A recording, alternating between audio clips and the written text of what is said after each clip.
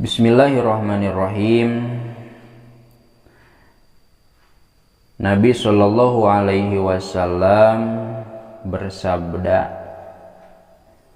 yang mana ini kita ambil referensi dari kitab Nasha'ihul Ibad. Nabi bersabda bahwa akan datang suatu masa kepada umatku di mana mereka meninggalkan para ulama dan fuqaha. Maka Allah akan menurunkan 3 macam azabnya kepada mereka. Yang pertama, dicabutnya berkah dari segala usahanya. Yang kedua, dijadikannya penguasa zalim kepada mereka. Dan yang ketiga, mereka mati tanpa membawa iman. Nabi bersabda, sayati zamanun ala ummati, akan datang suatu masa kepada umatku, kata Nabi.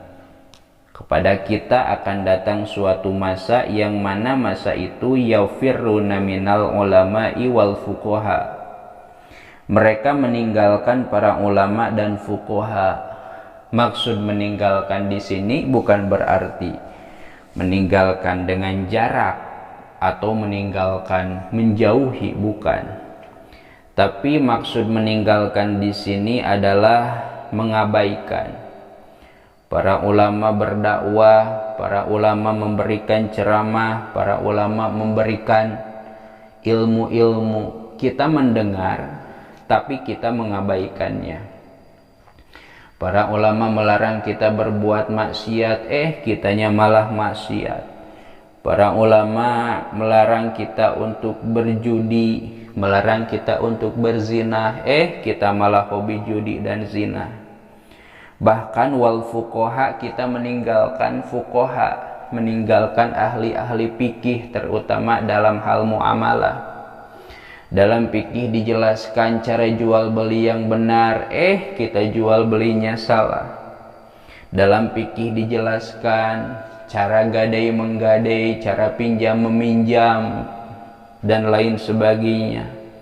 Tapi kita tidak mempedulikan itu. Kita mengabaikan fikih, kita mengabaikan cara muamalah, kita mengabaikan ilmu-ilmu, dan kita lebih mengedepankan logika. Asalkan kita mengerti, ya kita lakukan. Asalkan masuk di logika, ya kita lakukan.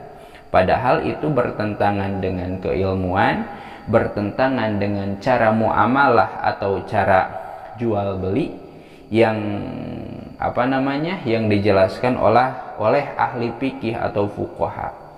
Nah, itu yang disebut yafiruna minal ulama wal fuqaha. Ulama ceramah hanyalah sebagai tontonan dan hiburan, fuqaha hanyalah sebagai masuk dari telinga kanan, keluar dari telinga kiri. Intinya kita mengabaikannya. Nah, maka orang tersebut akan diuji atau dicoba, ya, atau diazab kalau di sini bahasanya fayabtalihim Allahu bitsalasi baliyatin. Maka Allah akan menurunkan 3 azab, 3 siksaan. Mana yang 3 siksaan tersebut? Nah, yang pertama, ulaha yarfa'ullahul barakata min kasbihim. Yang pertama, Allah akan mencabut keberkahan dari segala usahanya. Usaha lancar, duit banyak, harta banyak, mobil ada, motor ada, rumah megah, tapi Allah mencabut keberkahannya. Hartanya tidak bikin bahagia, malah bikin dia susah. Mobilnya bukannya malah bikin bahagia, malah bikin dia bingung. Dikasih anak-anaknya bukannya berbakti, bukannya mengabdi, malah ingkar dan melawan. Dikasih harta, dikasih banda, dikasih mobil, dikasih anak, tapi mereka tidak mendatangkan ketenangan.